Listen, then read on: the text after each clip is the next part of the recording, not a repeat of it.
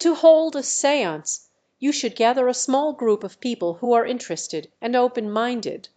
Find a quiet and peaceful space where you can sit comfortably in a circle.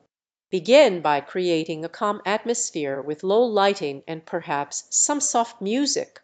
Next, everyone should take a few moments to relax and clear their minds. It can be helpful to light a candle as a focal point.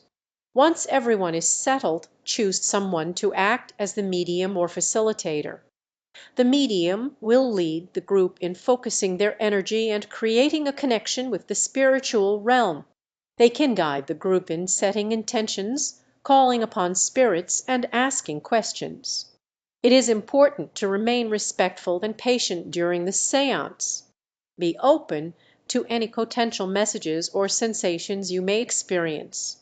Remember, the main goal of a seance is to create a space for communication and connection with the spirit world.